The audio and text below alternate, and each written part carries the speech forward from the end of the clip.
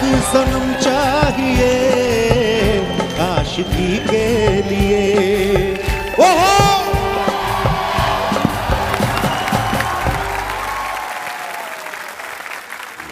Super hit गाने और super duper hit film आशिकी को आज 30 साल पूरे हो गए हैं और आज हमारे साथ हैं फिल्म के हीरो मिस्टर राहुल राय। राहुल सर आपका बहुत बहुत स्वागत है। Thank you very much. क्या बात है, मजा आ गया। शुक्रिया कपिल। और कितनी लड़कियों को पटाया आपने मेरे गाने गा गा करके, बिल मेरे नाम पे फाड़ के। बात बिल्कुल सही कही आपने सर। आपके गानों के चक्कर में, फिल्म के चक्कर में ना कई नॉन डिजर्विंग लड़के भी ना लड़कियां पटा गए। सबके मन में एक सवाल है कई सालों से, ये कोर्ट के अंदर मुंह क्यों डाला था? आपको डर है आप पकड़े ना जाएं? या ये किसका आइडिया था सर? ये सिर्फ भट्ट साहब का था।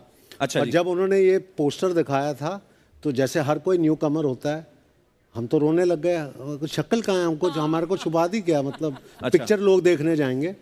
लेकिन उनकी थॉट थी नहीं, मेरे को मिस्ट्री क्रिएट करना है कि कौन है। अगर आप देखते हैं तो आशिकी 2 का भी वही पोस्टर रहा है।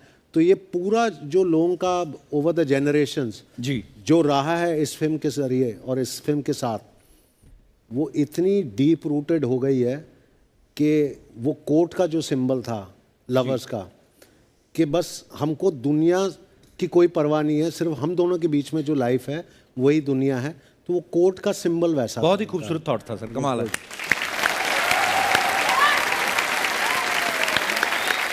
फिल्म के 2 दिन रिलीज होने से पहले ट्रायल रखी गई थी। अच्छा जी। सब लोगों को फिल्म बहुत अच्छी लगी और मैं भट्ट साहब से पूछता था, सर निकल जाऊंगा ना मैं?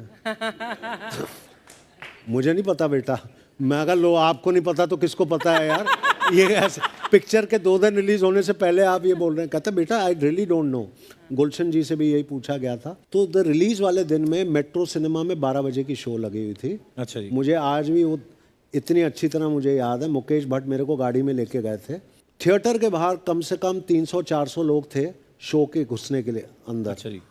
गाड़ी से मैं बाहर निकला तो पूरी की पूरी जनता रिकग्नाइज्ड हु आई वाज और भागने लगे।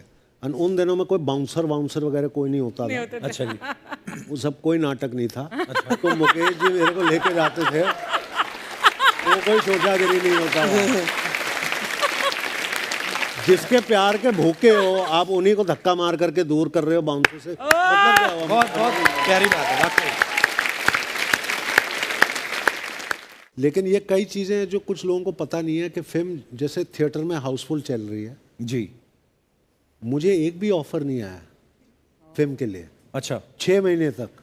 और मैं भट्ट साहब से कह रहा हूँ सर पिक्चर तो चल रही है, पैसे तो कमा दिए, हिट तो हो गई, कोई आया क्यों नहीं है? तो कहते हैं इसलिए नहीं आया क्योंकि अभी क्या उन्होंने जितनी भी कहानियां लिखी होंगी वो नॉर्मल हीरो के लिए लिखी होंगी, अब तेरे लिए कुछ अलग लिखना पड़ेगा। मैं तो कहा कम से कम आप तो स्टार्ट कर लो, आपको तो पता है कि हिट गई है। हाँ।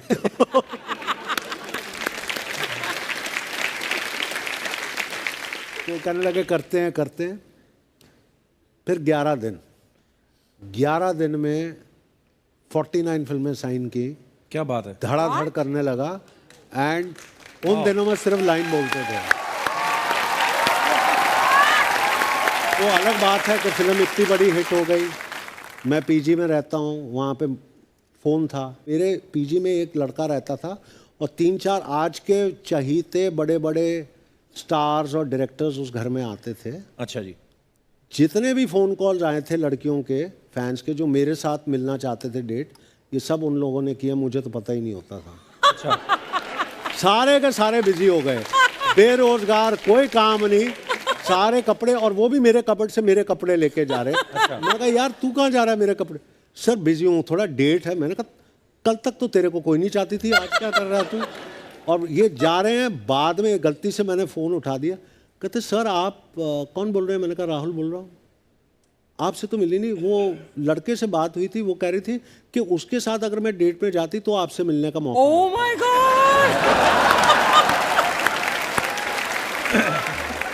उसके बाद तो मेरी लैंडलेडी ने मुझे अगले दिन बुलाया, बोली कि क्योंकि क्या है कि सारे जर्नलिस्ट आने शुरू हो गए घर के ऊपर कि इंटरव्यू लेना।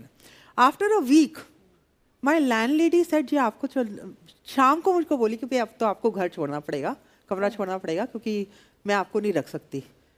आपकी वजह से डिस्टर्बेंस हो रही है। तो मैंने कहा कि आप मुझे मैं कहाँ जाऊँगी, आप शाम को बता रही हैं मुझे, तो 1 हफ्ता दीजिए मुझे, मैं दूसरा कमरा ढूंढ लेती हूँ। कहती नहीं, I am sorry, you will have to leave tonight. Oh good God. And उसके बाद मैं जो ना, मेरे पास 6 बैग्स थे, मैं सोचूं कि ये 6 बैग्स में से कैसे ये बैग्स उठाऊं और मैं कहाँ जाऊंगी, क्योंकि मेरे पेरेंट्स तो दिल्ली में थे और उस समय जो है लड़कियां अकेले कोई नहीं रह रहा था और इतना मुश्किल मेरे लिए लाइफ हो गई उसके बाद। इट वाज सो डिफिकल्ट, क्योंकि अकेलापन मेरा जी, और मेरी कोई प्रोटेक्शन मेरे को उस समय चाहिए था जो कि नहीं था। So then but the thing is कि वो लाइफ में मैंने हमेशा देखा है कि जब डिफ़िकल्ट सिचुएशंस आती हैं तो उससे आदमी को बहुत कुछ सीखने को मिलता है, because we are all survivors at the end of the day. तो आप तो 90s की बात कर रही है, अभी 2000 की बात है। उसके बाद जब मैंने अपना घर ले लिया ना पहली बार, तो मुझे कहते हैं आपकी बीवी, मैं कहा वो तो है नहीं। तो आप कहते क्या? मैं कहा अब मतलब मैं एक तो पैसे देके घर खरीदा है, रेंट पे भी नहीं, तो अब मैं तुम्हारे चक्कर में शादी भी करूं। तो ये तब से चल रहा है और बड़ा मुश्किल होता है मैम। और राइट, वैसे घर कितने हैं?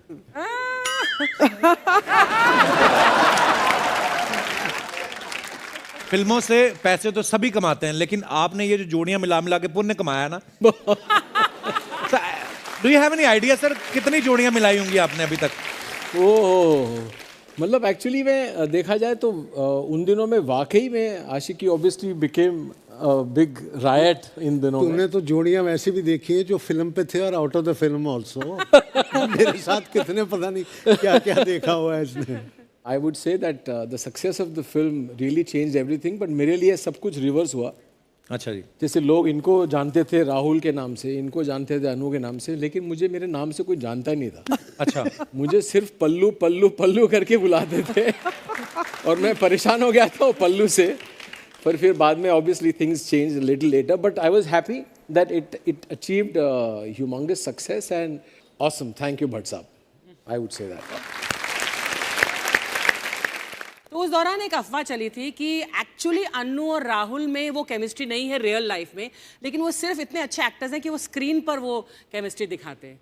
सो आप दोनों की पर्सनल फ्रेंडशिप या केमिस्ट्री कम थी क्या इन रियल लाइफ? आज 30 साल में कबूल करता हूँ, हम लोग काम कर रहे थे, लेकिन मुझे बड़ी तकलीफ होती थी इनके साथ काम करने में। क्यों? I tell you. क्योंकि भट्ट साहब जितना मुझे प्यार करते थे वो इनसे भी प्यार करते थे, इनसे भी प्यार करते थे।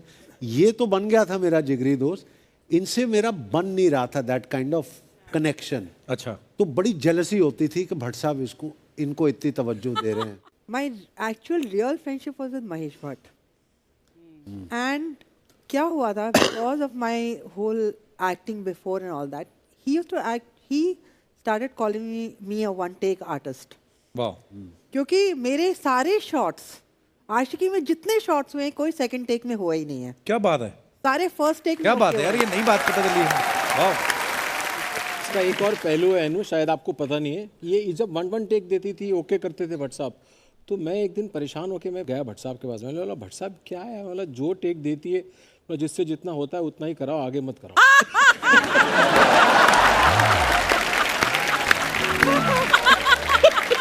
तेरे को एक बात पूछूं, आज की फिल्म के गाने हिट क्यों हुए? तुम्हारी वजह से? नहीं, वो तो म्यूजिक की वजह से। हर बात थोड़ी कम बुआ क्रेडिट ले लेगी।